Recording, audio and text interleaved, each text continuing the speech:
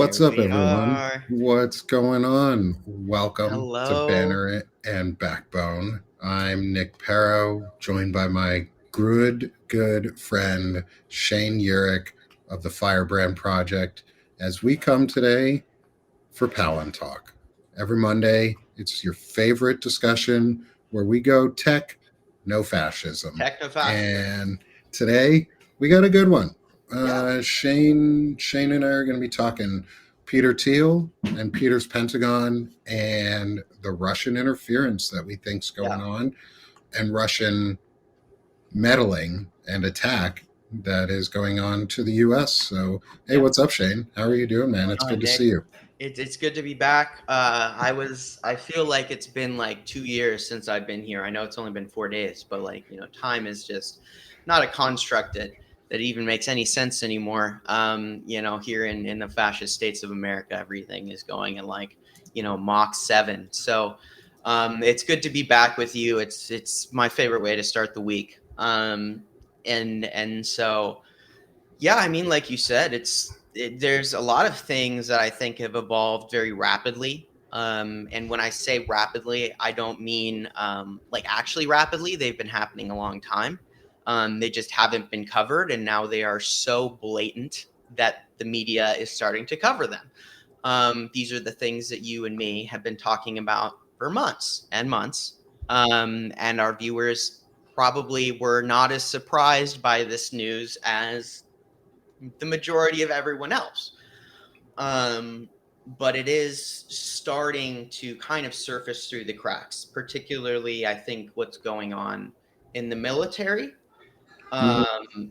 more so than the Russian. We've always said that Trump's a Russian plant, Krasnov or whatever. But I think maybe more so.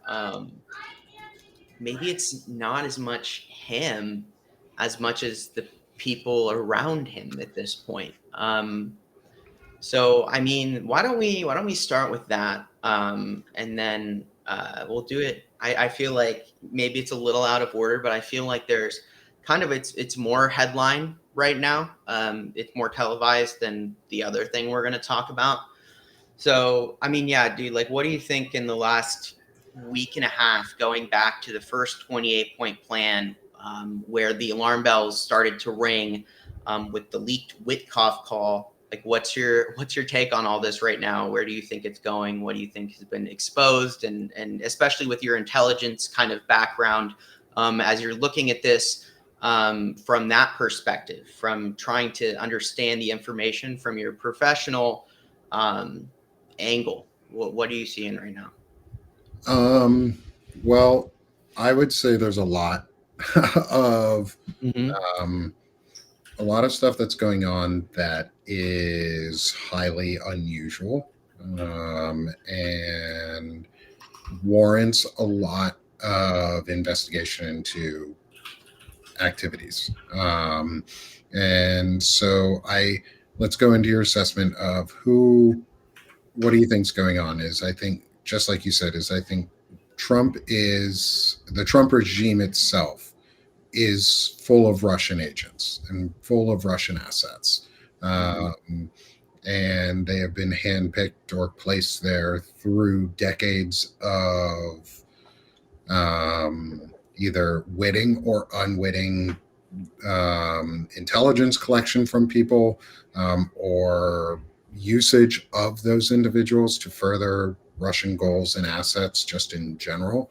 Um, and it's resulted in a Russian mob taking over the White House. A Russian style oligarchy and mob trying to take over the White House through not only Donald Trump, but those around him, like you said, Steve Witkoff, who keeps going to Russia by himself and doesn't have any translators or any US assets with him and only relies on Kremlin translators, and goes in by himself and pushed this fake peace deal that they're currently trying to work on to force Ukraine basically to surrender, even Yeah. though they're winning.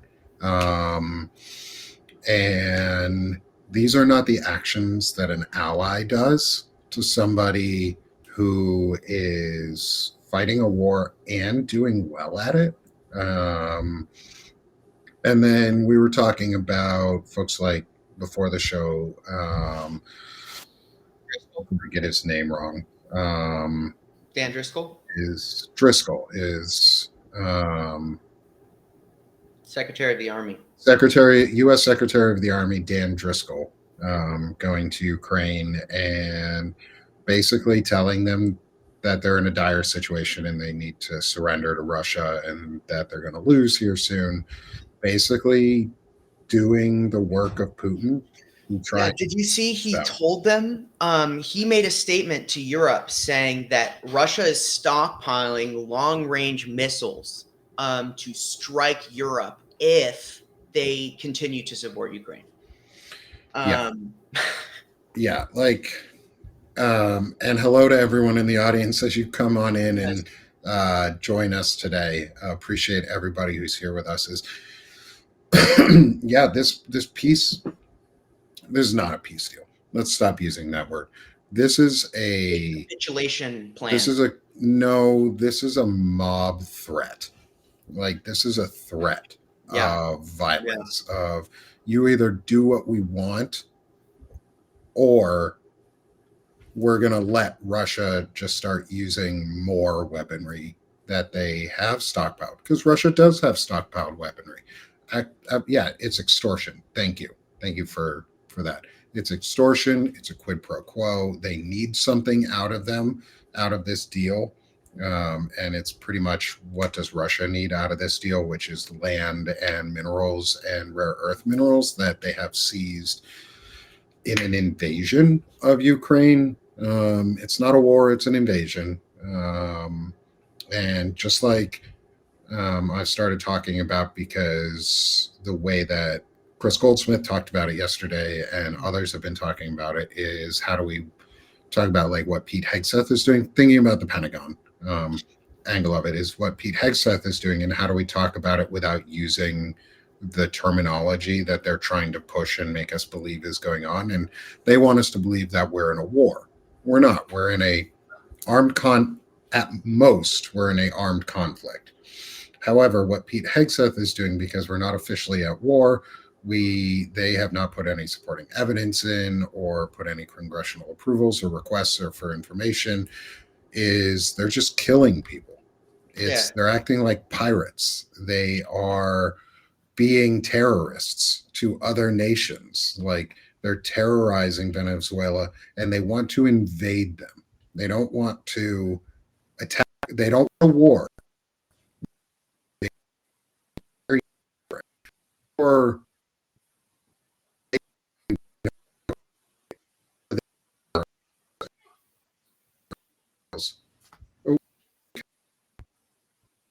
am I back? Looks like.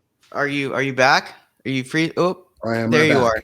Am I back? Okay. There last thing we heard was they don't want to invade them, or don't want to. Or they don't. It's not really a war. It's an invasion. They want domination. Yeah, like what was just said. They want to dominate. It's a domination thing, and it's about it's an invasion, and not, to me, not really a war. Like, nobody wants this. We talked about conflict. We literally did a whole episode on why this would never work. And we spent at least an hour, maybe a little over, talking about why, based solely on geography and the implications of what occupation would look like. And you laid it out very clearly, from not only, from your background in terms of being in the military and how, a military operation would work, but beyond that, as well as the long-term implications of actually being able to maintain any force there. And you have to wonder, I think we should call this Trump's special military operation, because I think that's what this is. Stephen Miller's special military operation. This would be the US's Ukraine if we did this. Like, in modern terms, like, yes, it would be a parallel to Vietnam. But if people want an actual parallel of what it would be like us trying to invade Ukraine. like Russia trying to invade Ukraine, that's the parallel. Is we would be invading another country for mineral rights and for minerals and oils and for economic gain, which it's not going to. Like the economy is collapsing right now, and trying to build a drone war economy is not going to help prop it up. Um, but I don't even know if we should call it a special military operation. It's just it's just a set of illegal orders from a Yeah. pedophile and a Russian asset. Like Yeah. that's I we need we this is an interesting one because this is where we go into some of our like word game of like how words are important and what words we should use. And we'll obviously we're going to loop this into like the tech side and the Peter Thiel side here because there's plenty to talk about there. Is we need to stop thinking of this in a war situation, and we need to just talk about how illegal it is, and how there is no legality behind following the orders of a pedophile and an extortionist and a rapist and a blackmailer and a fraudster, like an adjudicated fraudster, liar. Why would anyone believe his orders should be legal, like at this point, and violating international and US law to say kill them all? That's This crazy. would be our Ukraine. This would be our Ukraine, and that's where drones come into. Is we're not prepared for drone attacks against us. Just like Russia, we are not prepared No. for drone attacks against us on our military, on our infrastructure, on our cities, on our just civilian population. Like this is if we go to war, if we attack and invade Venezuela, which we're realistically probably going to do here soon. Mm-hmm. We've already violated Geneva Conventions. We've already violated US law. And at this point, we should really be just talking about the illegality of what they're doing, and using those terms and talk about the Russian assets that are placed in these areas and how where money is coming from and who is funding these individuals. You're looking into the Thiel fellowships and the Thiel foundations and how those are placing certain individuals in specific spots, like our Secretary of the Army, Dan Driscoll, is a Thiel plant. He's a childhood friend of J.D. Vance. I believe they went to school together. Because didn't J.D. Vance go to Yale? Wasn't that his? Where did he? I think that's where he went to, where he gets his, that Ivy League education that he wants for himself and his kids, but not for you. Don't worry, you don't get that Ivy League education. You're not white enough, techie enough, or fashy enough for them. It's funny because none of this is funny, but for turn of phrase, you mentioned something, and I want to talk about a comment you made in regards to we're not ready for drone warfare. And there's a couple things. One, in terms of like we talked about Venezuela, the big thing right now that we've discovered, and what I can assure you they will have access to because of their connections to Russia, which the irony is not lost on me, that Russia is supplying Venezuela with weapons to use against the United States while simultaneously manipulating the United States to back them to remove themselves from Europe. But I digress. Russia currently has the most effective fiber optic drones in the world. We're talking they can go 50 kilometers on a fiber optic cable, which makes them entirely resistant to jamming.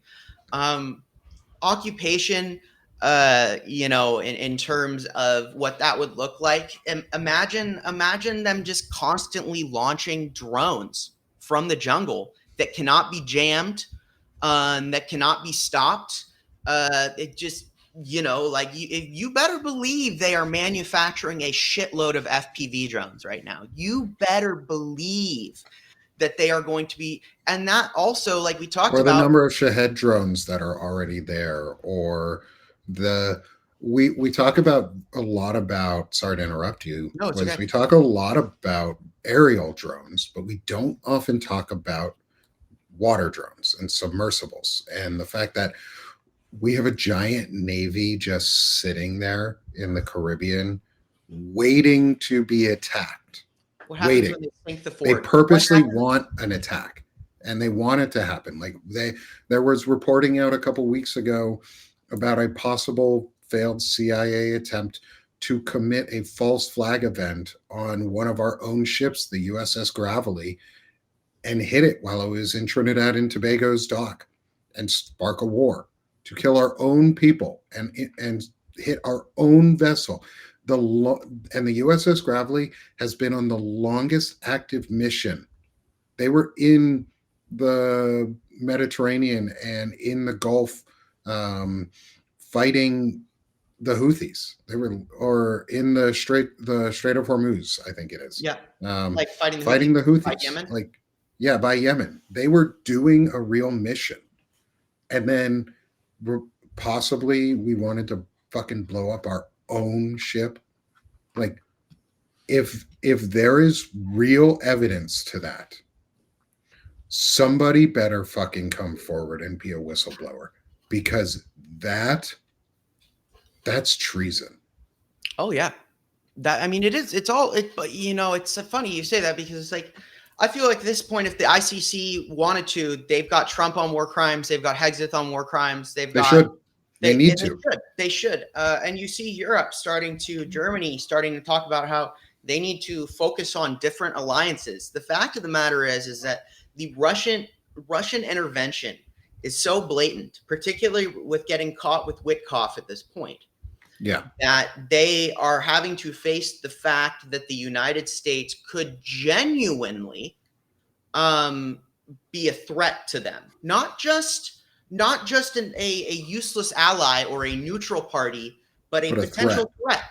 And so, you know, that's where we see, you know, like Driscoll going over there and telling them to basically surrender.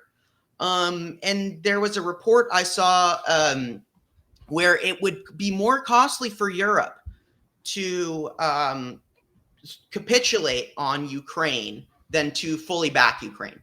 It would cost more money if that were to be the case. And, you know, I guess, like, it just goes to show, I think, where I think the Pentagon and what it means to have it be this compromised, and to have so many different parties invested heavily monetarily into the Department of Defense, not the Department of War. That is not a legal terminology for the Department of Defense. You can't just arbitrarily change the name with an executive order. That's bullshit, and they can't do that under the Constitution. Only the power of Congress can rename an institution like the Department of Defense. So do not, and if someone uses that term, correct them, because that's fucking fascism, and don't let them do that. But I mean, I think, you know, like, look at the Saudis, right? And they're you know, blank check into mineral deals within the Pentagon. Look at, you know, Witkoff and Driscoll now basically acting as a Russian proxy agent, sharing Russian propaganda. You know, you have to wonder, how deep does it go? I don't think we really have to wonder any longer. I think we have a lot of evidence pointing to that it goes really deep, because we also forget, like, or people don't even talk about anymore, is right before the election, it came out that Elon Musk had multiple meetings in private with Peter Thiel and has access to US secrets throughout the entirety of our system at this point, from our defense platform and through an internet platform that he controls. Peter Thiel has had contact and money, at the very least, come from Russia and Russian oligarchs and Putin adjacent individuals. We see him in the Epstein files. We see Peter Thiel appear in the Epstein files with money that we know is influenced and sent, because that's as terrible and as heartbreaking as the pedophilia is. That's not even the most, like, that's not even all of it. That's only just a layer of what the Epstein files are about. The underlying layer, even further into that, is the money laundering and the money movement and the use of Russian assets through Israeli means to undermine Yeah. and destroy America using mob tactics. Trump was groomed to be a Russian asset, and he has been groomed his entire life by Russia, by Israel, by the Saudis, by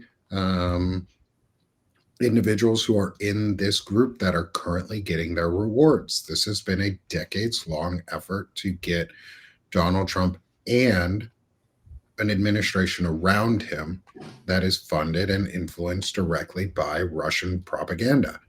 And so there needs to be a lot of investigation into all of this. And we can't do this alone. Like, this has to be a congressional investigation. There have to be congressional hearings, and there have to be lawyers and legal teams who are looking into all of these different aspects of, like, what is treasonous and how can it be applied, and how are these people assets, or are they assets, witting or unwitting? Steve Wickoff is a witting asset. He's a businessman trying to make money. I wrote an article about this a long time ago, over a year ago now, I think it was. It doesn't always kind of hurt your Oh, soul when you write yeah, something like forever ago and you're like, oh, it got like 100 or 50, likes or whatever. I wish it got more, because, now Witkoff is a successful foreign agent. At the time he was still a budding potential asset, right? It's crazy. mm-hmm. It's Yeah, crazy. and like, so getting into like how this fits in with Peter Thiel and Thiel's Pentagon. Really quick, I And want to interrupt you because there yeah, was a comment that I want to address, because it's very thoughtful, and it's Valerie Smith. I applaud your insight, but I do want to kind of adjust maybe your frame a little bit, because you mentioned that Trump or Drump, which I prefer, I think Trump ran a shadow government with all these people during Biden's term. I think this is an important narrative that we need to shift, in the fact that Trump is not doing anything at all. In fact, he is falling asleep all the time. I mean, I yeah, don't think he's awake, for half of the day. And we really need to shift the narrative away from what Trump is doing, because he's not doing anything. If he called Biden Sleepy Joe, the dude is sleeping all the time. Like, he's not governing, he's not making decisions. But you're right, there was a shadow government that Biden was actively fighting his entire presidency, and that was the oligarchy and the techno-fascists and the private interests that were, either residual, but the direct players were not there, but you couldn't get rid of the economic leverage that had already been deeply seated in the federal government. And so I would say it's more of what the techno-fascist neo-reactionary movement was doing during that time, to soften certain institutions and pave the way for when they did successfully infiltrate through Trump. But I want to credit you with that initial thought, and that I believe that you are probably absolutely correct. I would say that I would bet. I haven't personally looked into this, but your intuition. I find that intuition these days is probably right, because they want everyone to question their intuition, because it is literally like very intuitive at this point, that like, oh well, if they've done this, then they've done that, because there is no they don't stop. and for things to go as quickly as they have, because it hasn't even been a year. Like it feels like it's been a Yeah. decade, but it hasn't even been a year. I mean, Mhm. this has been incredibly fast-paced takeover. You can argue on the merits of whether it's been truly successful or if it's, stable or possible to, keep it going in the long term, but that's an entirely different discussion. If you just want to talk about the speed at which they've really dismantled the institutions that exist to stop these things that they're doing.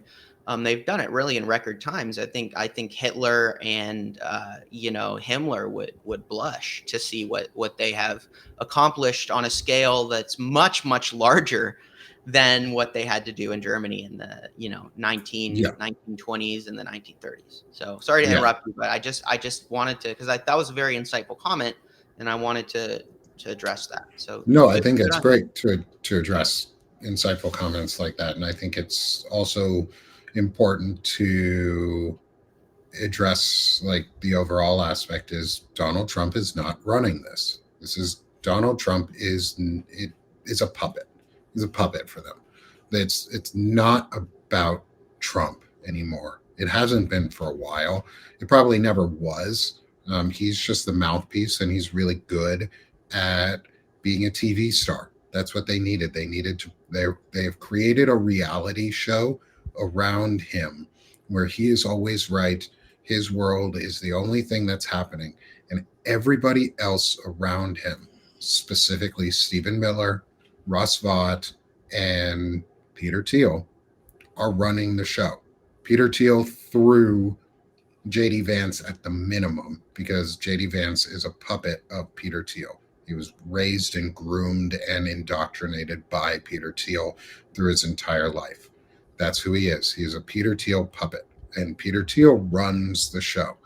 Um, and how they do it is through Palantir and through the techopoly and the monopsony that they want to create, where Palantir and Peter Thiel owned companies, not just Palantir directly, but Peter Thiel owned companies and Peter Thiel owned representatives represent both the distribution and the manufacturing of all defense so that it's held under one individual's overall control, which is Peter Thiel. He owns Yeah, the Pentagon.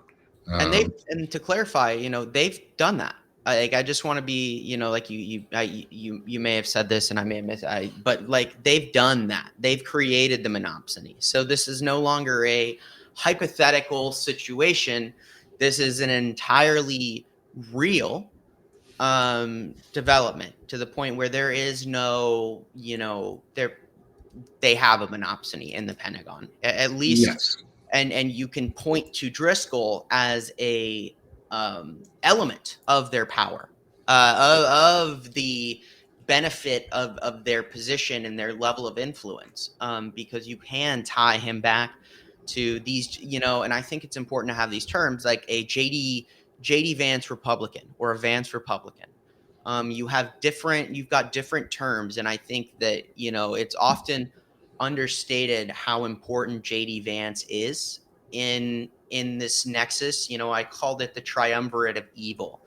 And it's Peter Thiel, JD Vance, and Stephen Miller.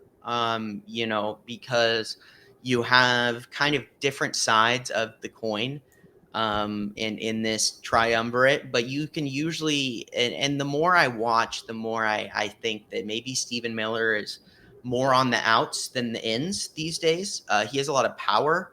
I don't know how integral he is to the decision-making process between Vance and Thiel.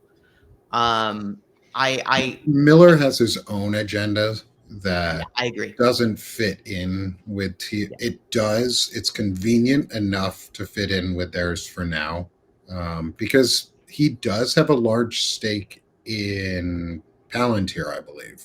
Um, Peter or Stephen Miller. I think he owns a fairly good investment in their company. I'll have to double check that if it's publicly available at all. But one of the things too, like, we can help stop some of this. We can actually do things against this, um, and help push back against folks like this. Because one of the things that is underutilized, and yes, it is only a financial penalty, it is a fine, are Hatch Act violations. None of these people who work in the executive branch, outside of the president and the vice president, and a select few people, are exempt from Hatch Act violation um, rules. And any of these people who are currently in and promoting partisan ideas and partisan doctrine as political, like the biased media awards bullshit that they now have on the website. Actually, let's add that into our conversation today a little bit. I'll pull up that biased media thing. While you 'Cause do I that, think that there's goes a good into it. comment here. Another good comment. Neuro hodgepodge. Forever insightful. And actually, I want your opinion on this too, Nick. She asks, if you described it as a tetrad, who would be the fourth? In my opinion, and that is an interesting idea. And I think I would have to say either Russell Vought, with the Christian nationalist side of it, or alternatively, if I was going to say a group, I would say like big oil, or like just like big oil, petro, or you could say like Gulf state influence, right? You could say like to be honest, like the reason I like the triumvirate is not per se because it's like it's there's a lot of opportunists. Okay, so there's the core element, but then there's a lot of opportunists. And one of the things I think, and I don't know if you've heard about this, Nick, but I'll briefly share this with you after we go through some other stuff here. But I think it's pertinent is when you talk about opportunists, North Korea, and what they have accomplished is staggering. Like it floors me. Yeah, I'll have to look into it more before I can comment intelligently. But before the end, I'll talk very briefly about it. But what are your thoughts, Nick? I mean, on that, I'm curious because like I think a certain way, Nick thinks a different way, and this is such a complex web, Yeah. I mean, the two most visibly powerful, invisibly but visibly powerful people in America are Stephen Miller and Russell Vought.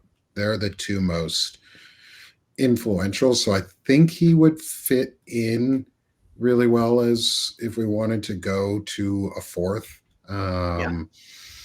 And I think he does have a lot of say and pull.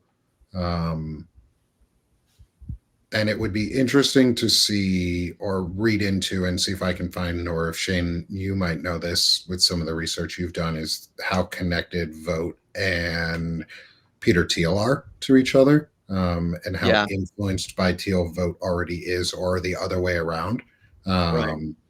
Because Thiel is using Christofascism and this movement to gain power, to get the power they want for their post-humanism, TESCREAL based society, which requires which requires 2/3 of the population in the US to be wiped out. Because sustainable population in the US apparently is only 100 million. We're over 300. So do the math, 2/3 plus would have to go. And I don't know. I think Vought would be. I think I agree with you. I would say he would be the quartet of evil, or we'll have to figure out a good moniker for them. They are the four horsemen of the apocalypse. They're the four horsemen of the fascist apocalypse that they want to create.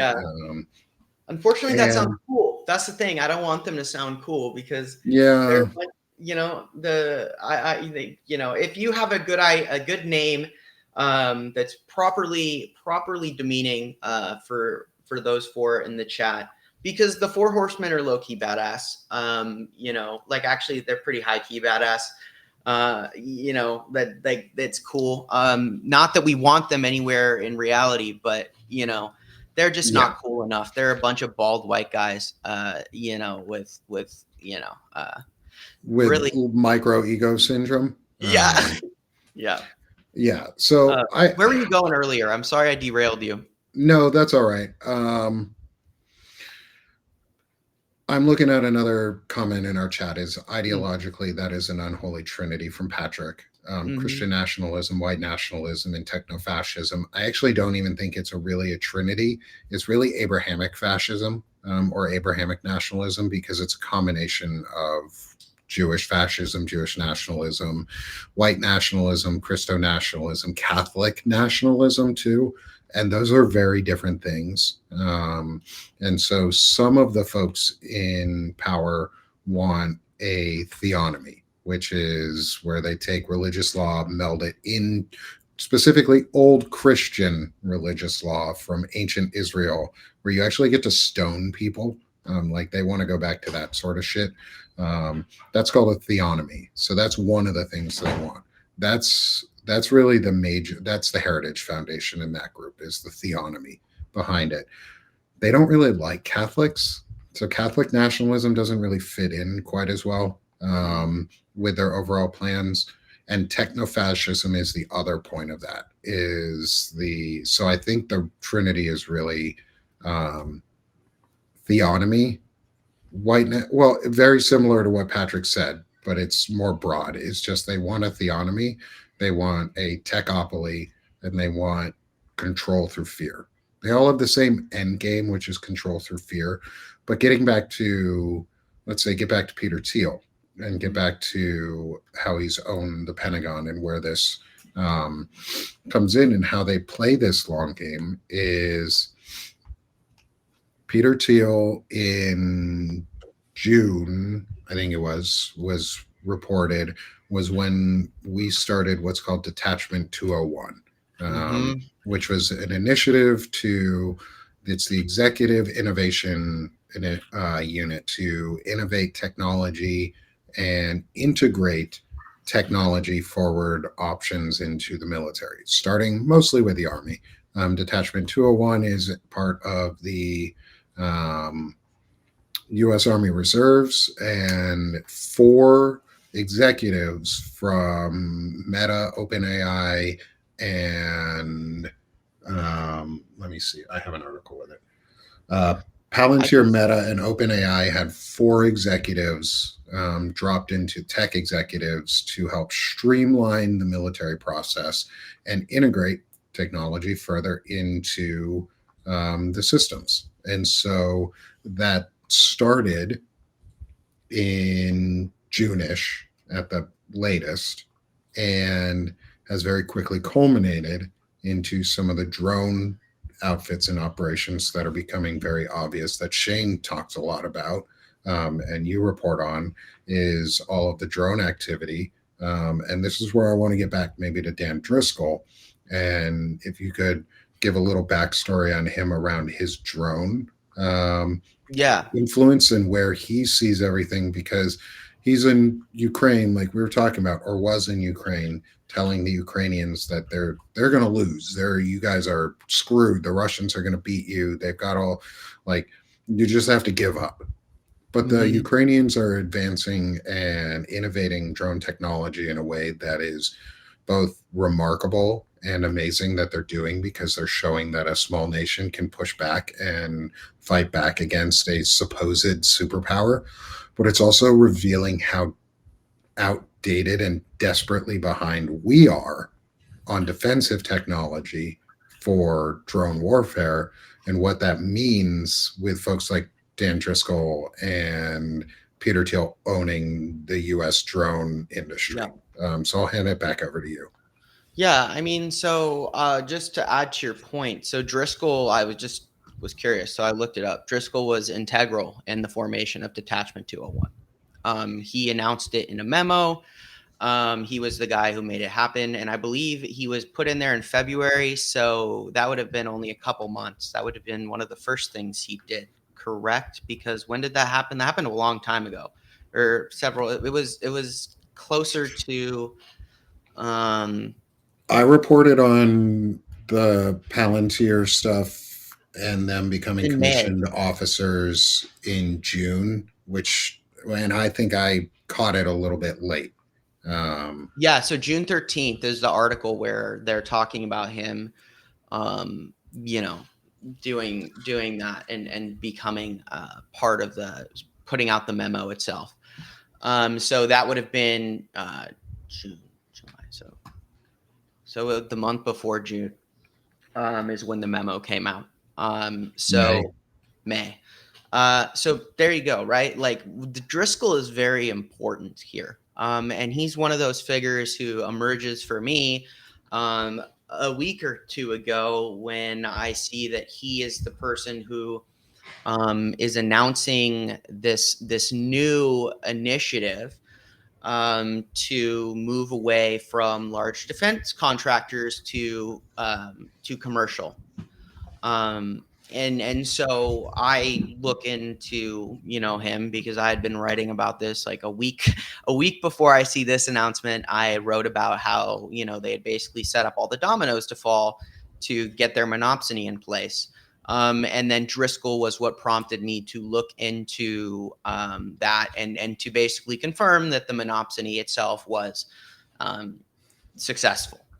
So what I think is interesting and what I think is in a lot of ways in the nature of extortion, I wouldn't be surprised if it was J.D. Vance who said, hey, Trump, send Driscoll, send him.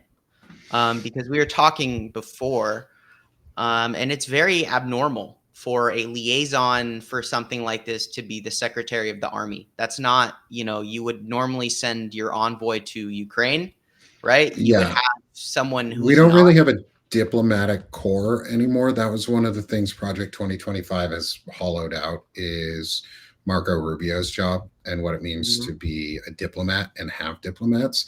And instead, we're sending businessmen and idiots and Russian assets like Steve Witkoff and Palantir plants like Dan Driscoll to lie to our allies and promote Russian propaganda and force a Ukrainian surrender when there's no reason to. And it's all part of their end game, which on the US side is get all the data and then use that data to surveil people and create a surveillance state within the US that is based on drone surveillance technology and AI and predictive profiling and the destruction of privacy. All of this too involves folks who are directly related to Peter Thiel, like Shyam Sankar, who is a CEO or is a CTO no, he's a CTO, I think. It was. I wrote 2 articles about him, and I will link them in our show notes. And we've actually talked in depth about Cheyenne on Palantalk, so I'll link that previous episode when we talked about the Defense Reformation. And this is a lot of that playbook. It's a lot of the Defense Reformation's playbook, which was a techno-fascist playbook to create a monopsony or a techopoly where only certain tech companies become the new defense contractors, and only certain tech companies owned by Peter Thiel specifically and his fellowships become tech contractors for drone industries. And this is how they close the loop, as Shane talked about in one of his articles, which will also get linked in our show notes, because we've written so much and talked so much about this. Like I could literally link everything we've done, be like, here you all go. This is what's going on. Like the Palantir has taken over the military industrial complex and is the industrial complex by any other name. Yep. They You know, used and JD Vance to, as he was the deal. He was the deal that the tech bros made to become allies with Trump. Trump installed Vance. He was their deal. He was Palantir's deal to say, you will get everything you have ever desired. Your dream of being King of Kings, Emperor Trump will come true if you put JD Vance in place and allow the techopoly to take over every single piece of the defense contracting industry, use Doge to steal all of our data and aggregate it into a single place and take it out of secret compartmentalized zones where things are compartmentalized for our safety. This was all the deal. This yeah, was the deal that was made for JD Vance to become vice president so that the techopoly could take over. And that techopoly has a lot of financing from Russia. And it's Russian interference into all of this, and Israeli interference into all of this, and the mob state, and how it's very mob state based. It's thug tactics, it's thuggery that we're going through, and not a presidency in any way. Um, and yeah, the back channel diplomacy is how can they get the most information the fastest, yeah. without regard to cost. And so, just to give you guys some more background on Driscoll, so you know, he went to Yale in 2014 with JD Vance. Um, so him and Vance have a pre-existing relationship. By all standards, he was a pretty awesome soldier. Okay, for better or for worse, he was deployed in Iraq, uh, and so he. Let me see. I had it here. I was just reading. I want to make sure it's Iraq, not Afghanistan. Let's see. Is he was in Iraq as a platoon leader in 2009. And he was in there for 23 months, which is pretty long, I guess. I don't know if that's true or not, Nick. That's what, That's roughly the amount of time that you would be stationed in that role. So, reading that's from his average. bio, he was commissioned in 2007 as an Army officer Yep. through OCS. While Yep. on active duty, he led a cavalry platoon in the 10th Mountain Division at Fort Drum, New York. I know a lot about the 10th Mountain Division. And yeah, he was deployed to Baghdad in Iraq, supporting Operation Afghani Freedom in 2009. He is a fairly decorated soldier, and he served honorably. And I will not discredit his service. He served Oh, honorably. He did his role and served. However, he then became a traitor.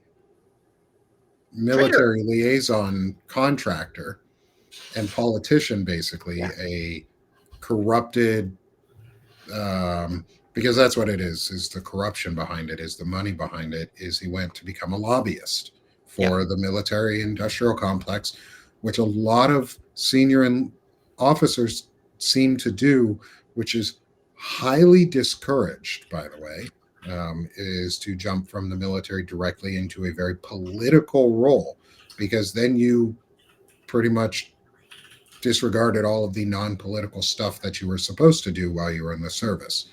And so he is dishonoring himself by the Yeah. work he's doing now, because Yeah. he's become a corrupted um, politician and a lobbyist for the drone industry. And that's all he wants. He wants AI and drone takeover. And I'm reading through some of his bio and other stuff too. And it's all about drones. All it Yeah. is about AI and drones. Yep. And he to just to clarify, he's the youngest that there's ever you've seen in the role, I believe, to date at 38. So and I would speculate too, them meeting in Yale when when JD Vance was first um, being groomed. He would meet Thiel at a speech he gave at Yale. That is where that would be when he basically was chosen. to be groomed for whatever reason. And so that's, I believe, their first interaction happened in a speech at Yale. So I wouldn't be surprised if JD also then goes and says, "Oh, here, by the way, meet Dan, Yep. meet Dan," or through JD, because Thiel's very crafty. Maybe he tells JD to go to these people, but it's actually not uncommon, looking especially at the US NDA, which I talk about a lot, which is primarily made up of former special operations leadership, former Pentagon veterans. So something that Thiel has worked on a lot is lobbying former soldiers in high positions within the military to bring them to his side with money, because I think it's the ultimate corrupter. And so at which point now we're saying that that seems to be a trend where you just it keeps building and building. And And another person, I'm going to jump in here, another yeah, person go that we ahead. didn't talk about in all of this, and thanks Madam Power for putting it out there too, is Larry Ellison and Oracle and their influence in all of this. And I think we'll have to do separate episodes around Larry Ellison and Oracle. I'm ignorant, to be honest. Like yeah. Oracle owns a lot. Oracle and Larry Ellison, they're controlling the means of communication. This is all part of the Seven Mountain Mandate. If we want to really get back into it, into like where this is all coming from, at least part of it from a Christo nationalist side or from the Christo fascist side, this is the Seven Mountain Mandate. So they need to control the military, the government, communication, education, family, pretty much everything. But controlling of the release and the ownership of the distribution mechanism and the content like management or viewing mechanisms. So Larry Ellison, they own all the broadcasters, right? Yeah, Is that Oracle owns the broadcaster okay, and the means of distributing it. So they own both, like how you hold the media and how you distribute the media. And so the Oracle is very ingrained into the military. Yes. And I'm not going to say, like, in all of this too, like, we're not advocating for the US military to fall behind. Like, I don't want the US to fall behind in any means in terms of defending itself or being prepared for an attack. However, I want the American best interest to be maintained, and consolidating power, the distribution and the manufacturing and the technology that controls all of it, all behind within like 2 or 3 or 4 people, is a really bad thing.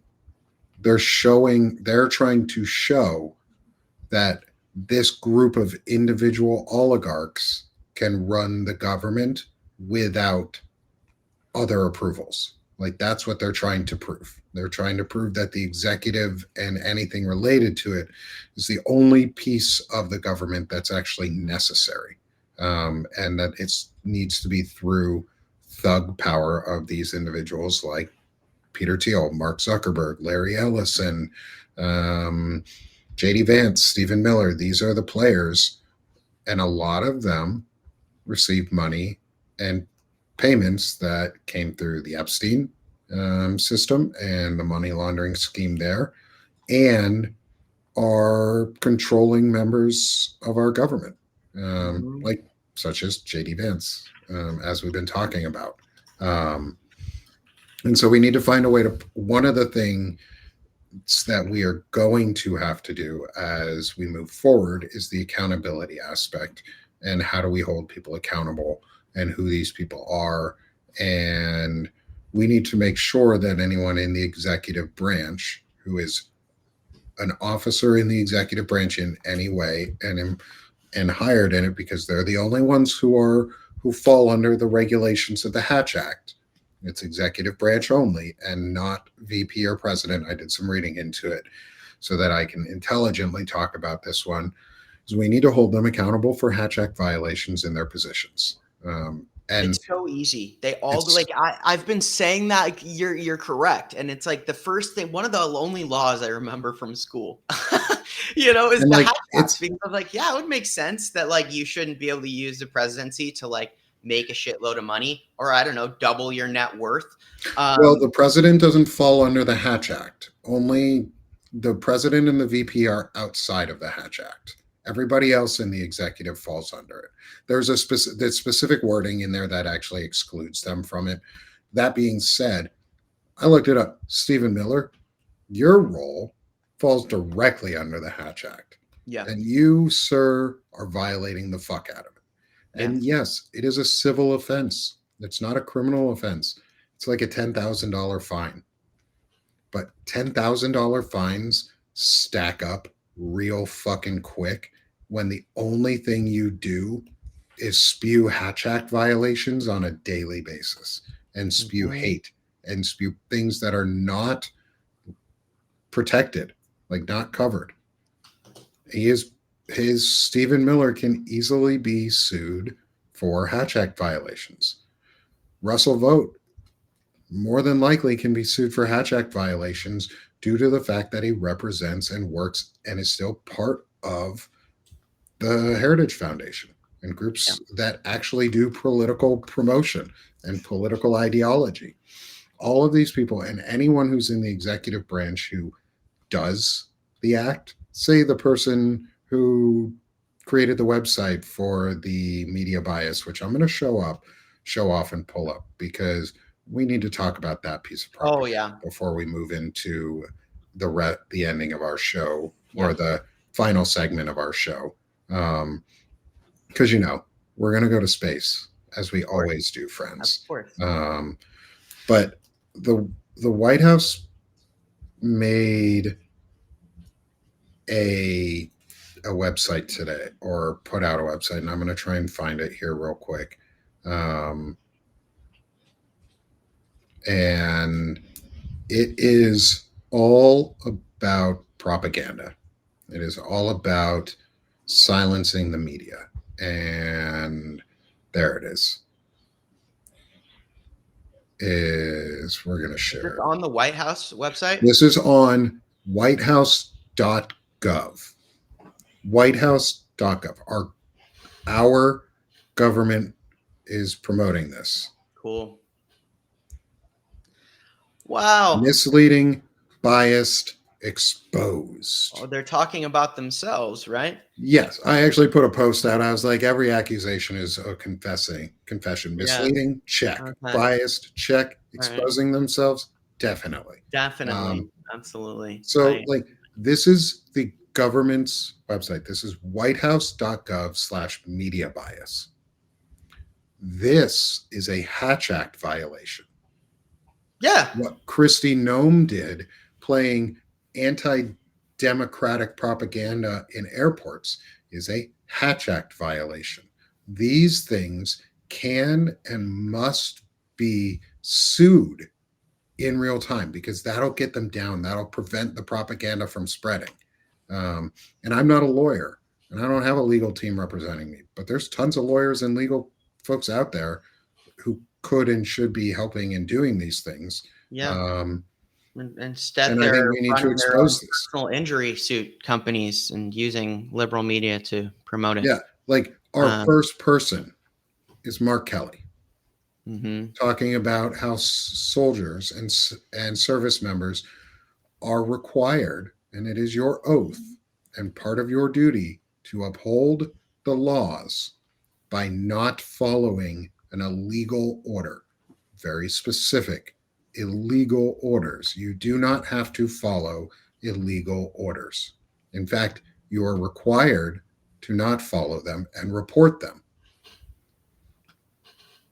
They're using this website as a propaganda machine to attack Senator Mark Kelly, an American hero, a pilot, an astronaut, and an actual hero, to call out what? That he told people that our laws are clear that you do not follow an illegal order, that's fucking horseshit is what they're trying to do. So ridiculous. They're using this as a way. The offense, the Democrats and fake news media, that is a Hatch Act violation. That right there, that one statement, the truth. The Democrats. Sounds like Stephen Miller's writing this shit. This sounds exactly like Stephen Miller. Yes, and it's okay. It's okay to call out political adversaries and political rivals in real ways and say, how do we get on this list? I don't know. That was my. I want to be on the website. How do I get on this list?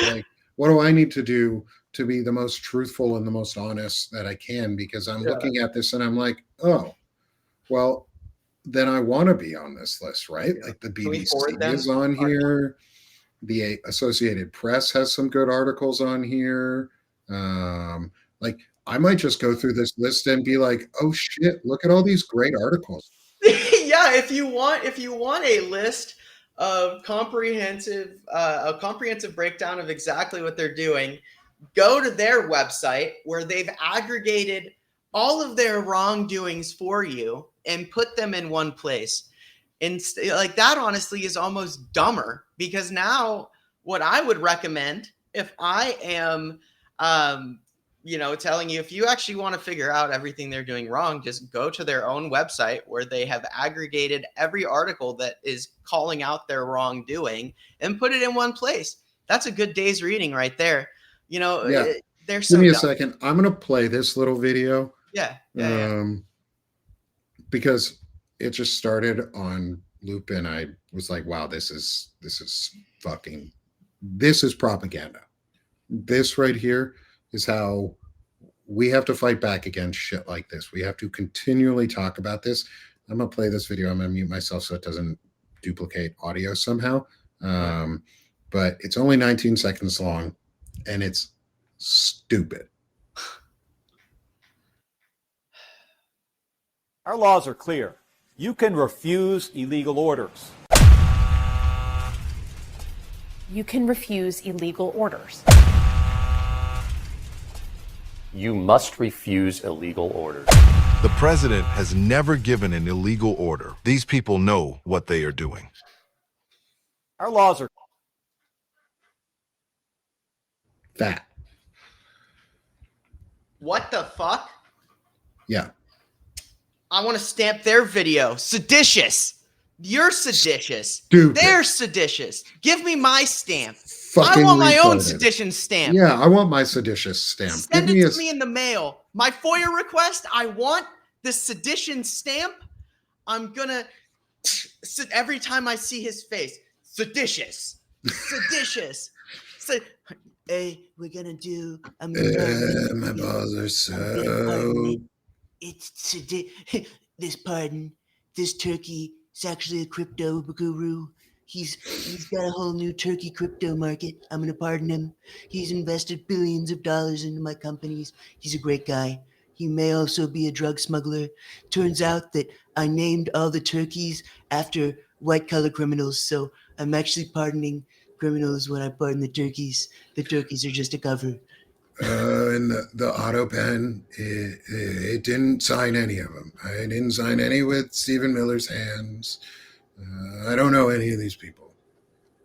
DJT out. Thank you for your attention to this matter. And that's it. Like, what the fuck are these people doing? Stop. Guys, this is the Hatch Act violation administration. Yet nobody is taking them to account right now. And we need to. We need to take them to account. I'm going to figure out what I need to figure out on that is, can we do anything specifically? Because normal people can sue. Normal people can file lawsuits, but we don't have the funds to do it ourselves. And so we need to find larger sources and larger networks that would be willing to help do things like that. Like the Contrarians, they do a lot of really good work. They sue a lot. They do a lot of legal work. Or Mark Elias and crew for Citizens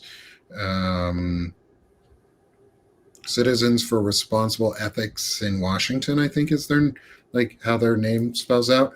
But they do a lot of legal suits like this. And how do we get attention of like SAM, the Save America movement, to help partner with preventing like these sorts of bullshit from getting spread? Because that's all it is just bullshit being spread, and Hatch Act violation on Hatch Act violation on Hatch Act violation, because they think nobody's going to do anything about it. Yeah.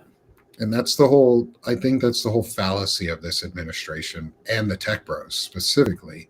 I think looking back at Peter Thiel and JD Vance and Larry Ellison and Russell Vought and Stephen Miller, they're doing these things, and Pete Hegseth, they're doing these things because they don't think anyone will actually stop them. They think no one will take the time to actually uphold the laws, because the Hatch Act ain't going to uphold itself. It's up to us to uphold the law. Yeah. It's Congress. It just all goes back to Congress. Yeah. And that's the make or break here. Like that's we will and I don't know. I'll be honest, I've heard that maybe Congress flips before the midterms. That could be huge. I don't know for certain. I feel like I've heard the Republicans say they're going to do a lot of things. I'll believe it when it happens. Exactly. If that did happen, that's great. But if they unseat Mike Johnson, that's great. But I'm not banking on it. No, not yet. No, it's Congress or bust. And that's really unfortunately where we're at. But it also goes to show just how important, our engagement is as citizens, because if they're going to steal an election and we all turn out to vote and we all say, on the exit polls that we voted against them, and then they steal the election, it's no longer plausible and it loses validity. So the big thing is going to be voter turnout, voter participation. Also, pick your candidates not based on their party, but who they are. And vote for real good people who care. Whoever you see on your TV who's paying a lot of money to run an advertisement, I would be skeptical of them because they need that money. I would look for the guy or the gal, or however they choose to identify, who's pounding pavement and who's really talking to people, and not John Ossoff, who's hitting you constantly on, I need money. I'm the only Democratic senator running in Georgia. Like people like that, you don't want to vote for them. You want to vote for someone who's not somehow getting billions of dollars. That shit's expensive, guys. Like you don't just do that. It costs a lot of money to run that. Yes. That just that Congress that's where because Congress has the ability to take Peter Thiel's money. They have the ability to do, everything. Like you think that, like, if you think that we're fucked, we're only fucked. Like you could pass a sweeping bill under one bill that freezes their assets, that, basically outlaws their intervention in the Pentagon, that does all of these things at once. You could craft that legislation. It's not only possible, it's what the function of the government is to regulate. That could be done, and it could stop everything. Congress could pass a law that, orders the military, basically creates a situation where the military can no longer operate in the capacity that they're being used under, federal law. Because ultimately, easiest way to do that, get rid of the armed conflict post 9/11 global war on terrorism rules and laws, because that enabled imperialism to come back and colonialism through the guise of white nationalist war. And that's what it's turned into. Folks like Wajahat Ali and Qasim Rashid Esquire have been yelling about this for ages. Like, this is, we built the infrastructure for our own demise, but we can stop it. Like Shane said, we could stop it. We can stop. Like, it also could be as simple as nationalizing SpaceX and Starlink. And yes, remove the executives take the money and federal, like the government could say, you know what, these companies are so deeply integrated into the government, the only viable option is to seize them and federalize them. And because that's, like the law And can it's be happened whatever before. we want it to be, right? Like it's a free market. We get to choose if they get to monopolize the market. That's on the people. If we want, like, it's all propaganda. It's all misinformation. It's all, whatever. Like you can take a organization it's all it is, right? A company is a organization. It's a structured entity that is run by people. If you remove the people at the top, or I don't know, put them in jail for pedophilia because some emails about, I don't know, Peter Thiel suggest that Epstein's asking him if he likes a certain type of thing, which is We pretty know much what that certain type of thing is. right. We know he likes little boys. Okay. So, I saw that and I was like, oh, thank God. Like, oh, thank goodness. Like you get him too. So I mean, I know we're over our hour, and I would just say to everybody, before we get the hell off Earth for a second, is, the Epstein files are still the kryptonite. It still takes them all out. It shuts down JP Morgan. The whole leadership goes to jail. JP Morgan is the financial heart of this entire entity. JP Morgan and BlackRock. You pretty much, you take out JP Morgan.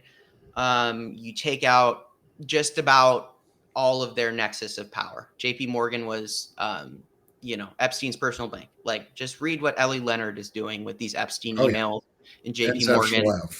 And Zev Shalev. Like, it is very obvious. And it's, they are doing a lot of things right now, because I also think that, this is like their, this is a make or break moment for history, for the world. We're in a make or break moment for the world for a great many reasons. But one of them is, whether we, the people, can reclaim our country before too much damage is done, not just to America, but to the world and the global order. And, what it means for every single human being on this planet. It's not about us. It's about the future of humanity and whether or not we can stop this monster that we have allowed to grow in our country, because America is going to decide whether or not the world is effectively ended as we expect it to be. And that's on us. So, you should have a lot of pride in the fact that you could be part of saving the world. But also understand that, like, you have a responsibility, whether you like it or not, because you live here. And, if you have kids or grandkids or want to have kids, well, it's not you per se who's going to be really suffering the consequences. It's the people who come, after me, as a young guy. Nick is still young guy, by, any standard, and the people who have to continue to live through this. So, and what this leads us to is the future can be bright. yes, the future, like where a we star. go into space and Right. we launch Elon Musk and Peter Thiel into a supernova, and we drop Curtis Yarvin into a black hole, or we send Mark Zuckerberg back to the race of cyborgs that he comes from. We can all do that. We can do that. But now we're going to escape from them for a little while and relax and talk about some cool shit, that because we always like to, because part of Palantalk is Spacetalk, and which we're still working on possibly doing a separate show specifically just around space and just hanging out and having space talk. Because why the fuck not? Who doesn't There's like so much cool cool shit stuff to talk about in space. I was telling Nick beforehand, literally every single thing I read is like, oh yeah, we were wrong about that. Yeah, we were wrong about that. And get ready, we're going to learn about another thing that we were wrong about. Something that you would probably think that we already have figured out, and that's star formation. That way, it turns out, thanks to the best telescope ever built, ever, the James Webb Space Telescope, which took over a decade to build, and Congress almost killed it multiple times. James Webb is remarkable. But what we have now learned here is that potentially studying, going way back in the universe, we're able to do this because of James Webb. And so, this is one of those things where when you look at what's going on in terms of how they thought, stars formed, it's dominantly hydrogen. So the most abundant element in the universe is hydrogen. So the first stars were formed primarily out of hydrogen. And we've talked about this a little bit before, but anything after heavier than helium in terms of astrophysical, terms is a metal. Okay. So you take hydrogen and then you put it under pressure and you get helium.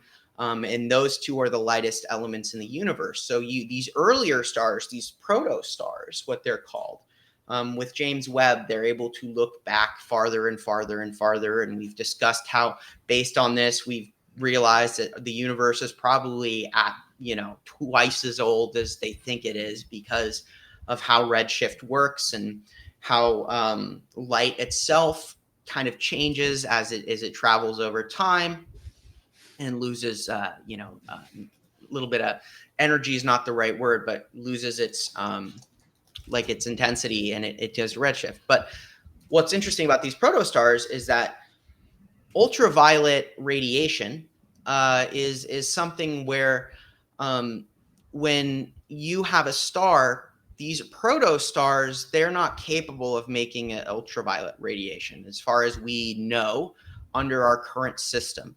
They're not, they don't have the sufficient elements and whatnot involved in their physical creation process to do this. So when they're looking at these early protostars in a particular constellation, which they talk about here, I was looking at it earlier, Ophiuchus, the serpent bearer.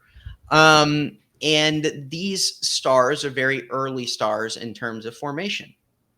So what they found is that these stars are giving off ultraviolet radiation. And they can't do that, supposedly, according to our current models. But instead of, just assuming that this comes from the stars, like all good scientists, they try to say, well, what is the explanation that supports our model? And they were looking for things around the stars itself that would create the ultraviolet radiation. Ultimately, they determined that it's not possible, that these stars are in fact doing something that is, according to our models, impossible, which means that we have to reevaluate protostar formation and how main sequence stars are created. And it looks like he found a little video here as well. Yeah, it's going soundless. It's kind of cool to see what yeah, for sure. the little highlights and see all these pictures while you're talking about it.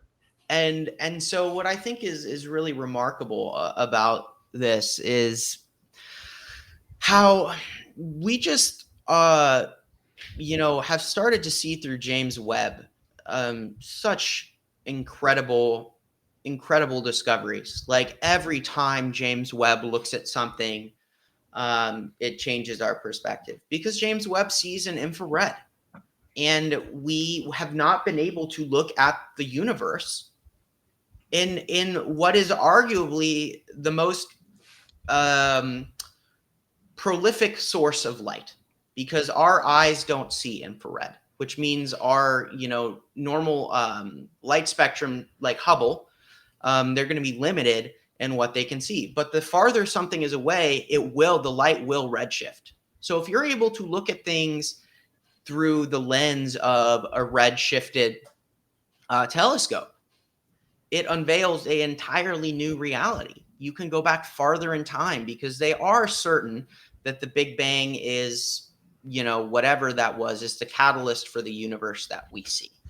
In regards for just about everything else, including the timing, how long this has been going on. I think that the general consensus in the scientific community should be, well, we should probably just throw that out, you know, and approach it in a different way, because that is just so, you know, this is one of those things where, you know, this particular cluster is 450 light years from Earth. Okay. So, you know, and that's always, I saw Neil deGrasse Tyson had this great clip, and my dad sent it to me. But the craziest thing about light is, so light moves so fast that it is not affected by time. So basically the comment that he made is that when you look at something through a telescope, what you are seeing is that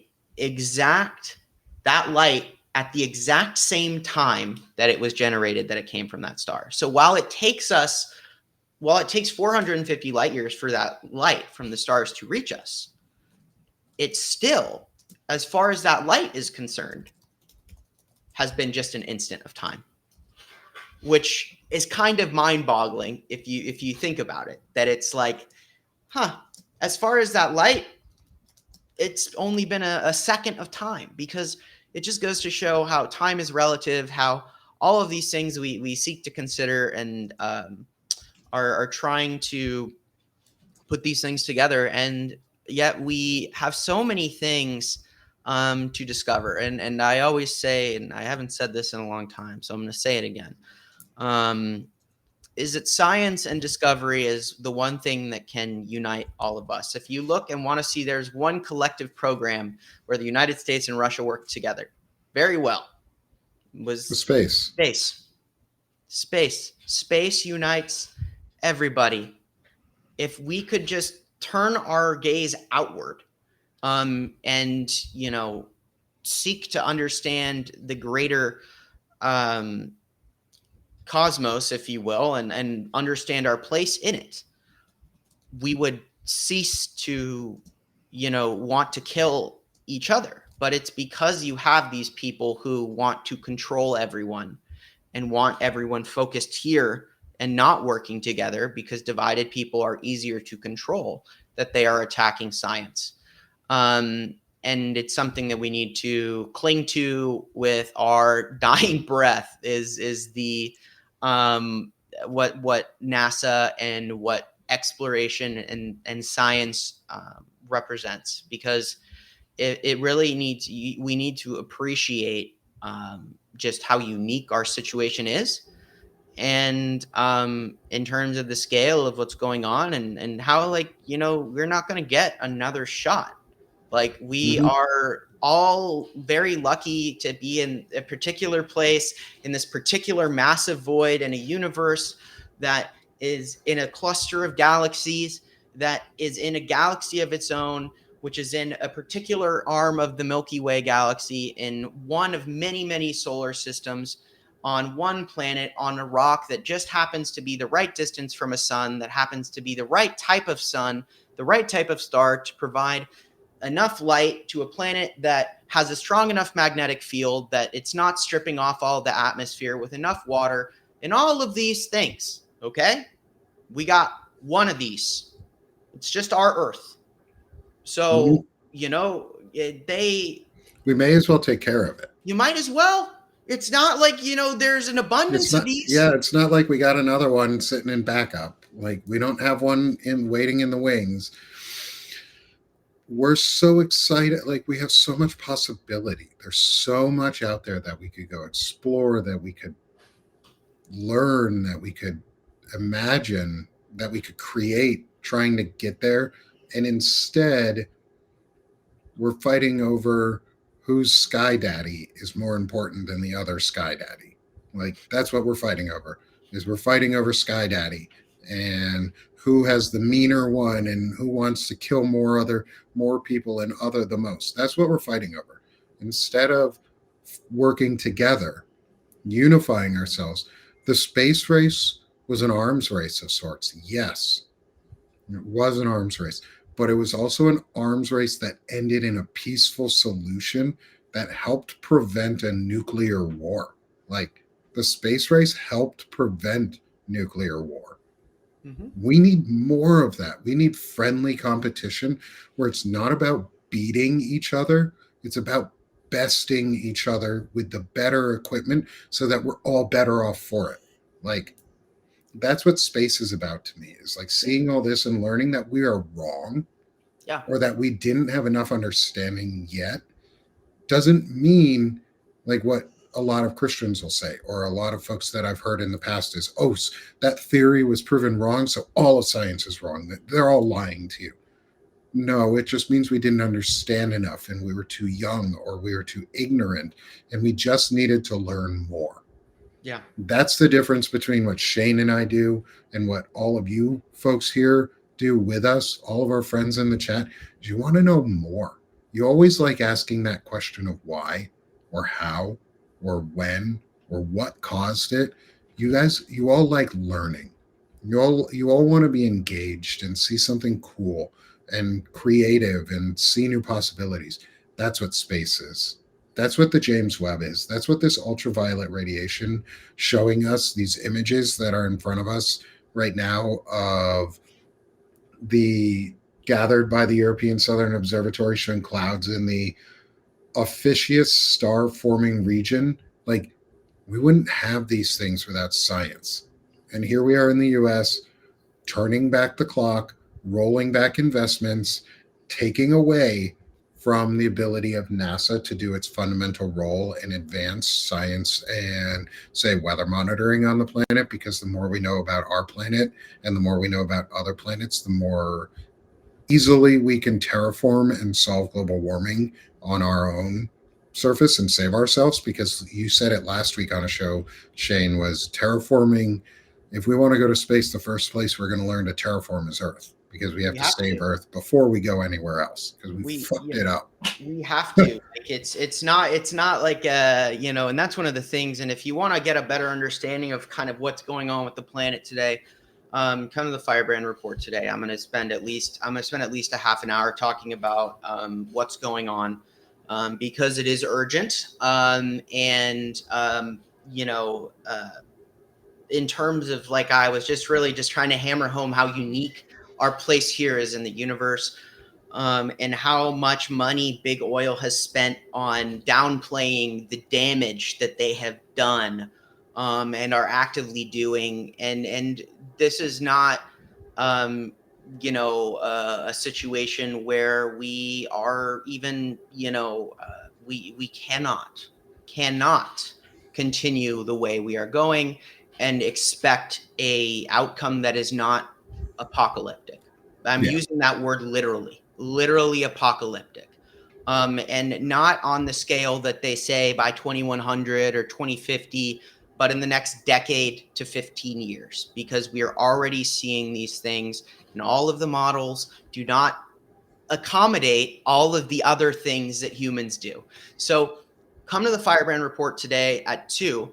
I'm going to lay all this out for you guys, because I think it's important that we talk about this thing, because, again, it's on us. America has the money. If we took on our military and we said, you know what, the biggest national security threat is the environment, and we took that money and used our military and the researchers there to help do the right things, to go on humanitarian missions and maybe try and save these things, because that is a threat.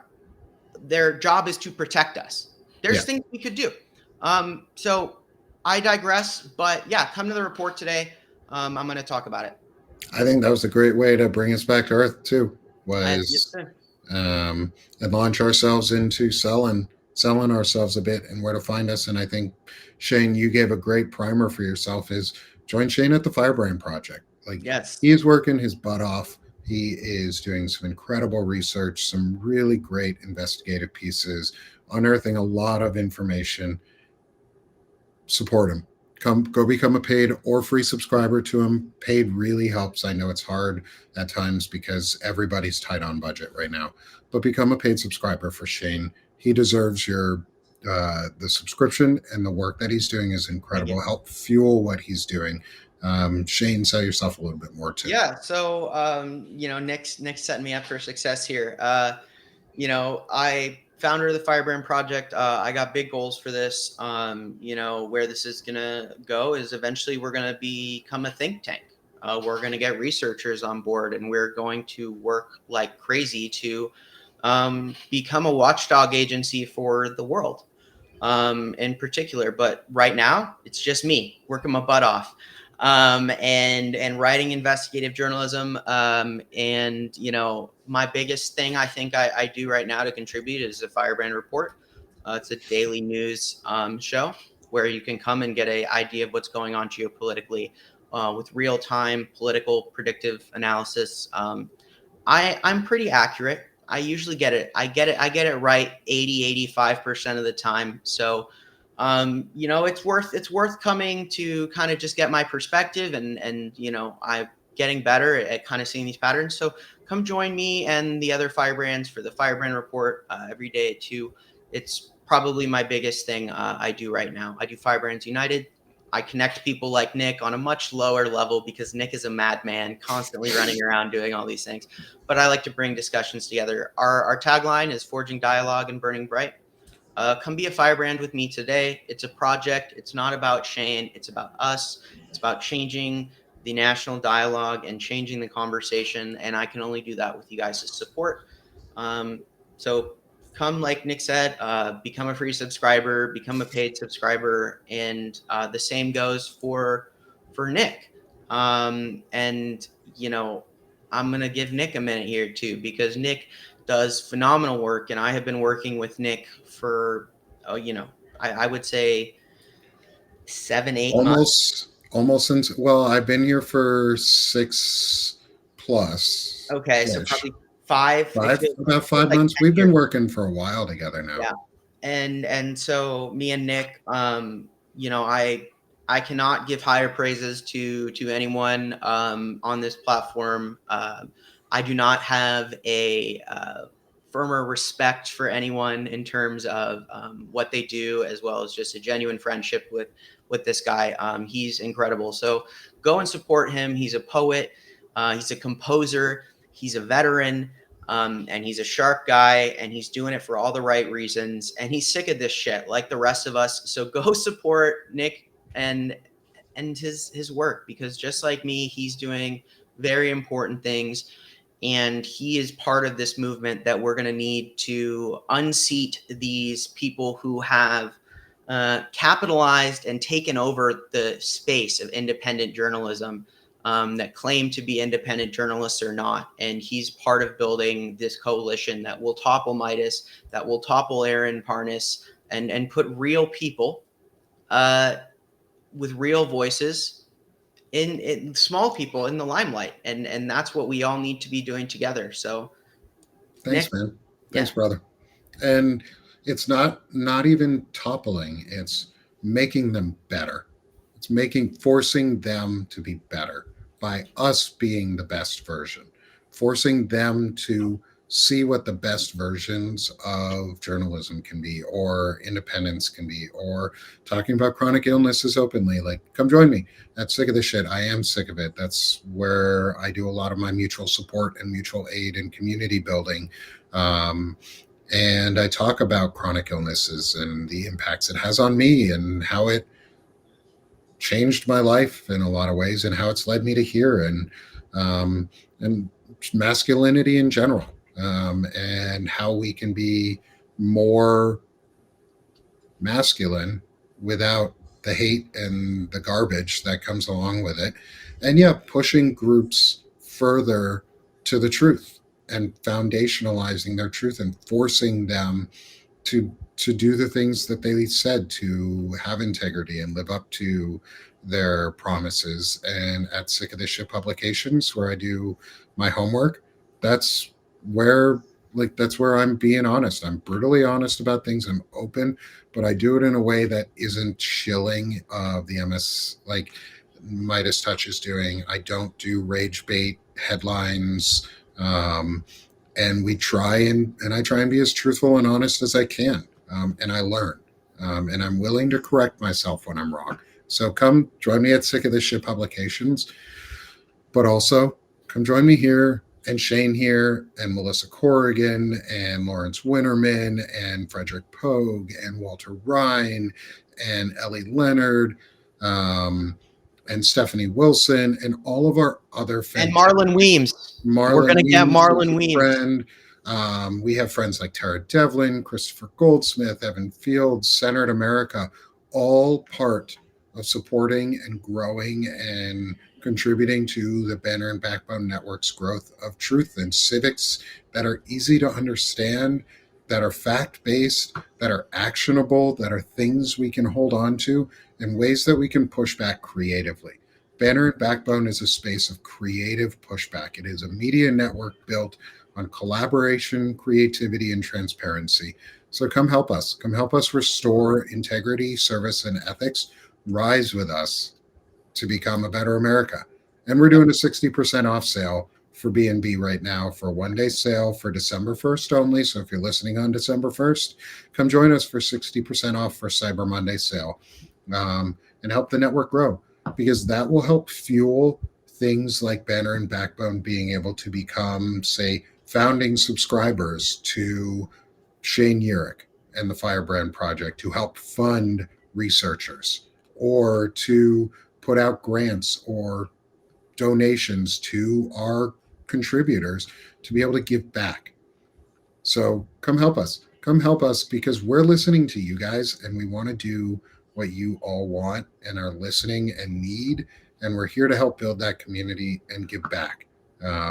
So if you're already a subscriber, already a paid or free subscriber, thank you so much for your support. Thank you, everyone in our audiences who come and support us every time on Substack, on YouTube, on Twitch. We're growing every week. And yeah, just be part of this community. We love the growth. We love the friendships that are coming out of it. Shane and I have become really good friends over the past 15 episodes. We're on episode 15 here. That's at minimum 15 weeks, probably closer to 20 now that we've been hanging out together. Like, it's awesome. I love being able to do this with everyone. We're also going to try and set up additional membership types, maybe through Ko-fi or donations and things like that. That's takes time and effort to get done. And so I'll try and start setting up some of those if there are other ways people want to contribute. But the big thing is become a free subscriber, become a paid subscriber if you can. And if you really want, become a founding subscriber, become one of the backbones of the banners, and help us really build this thing strong. So Shane, before we close out, any last thoughts, my brother?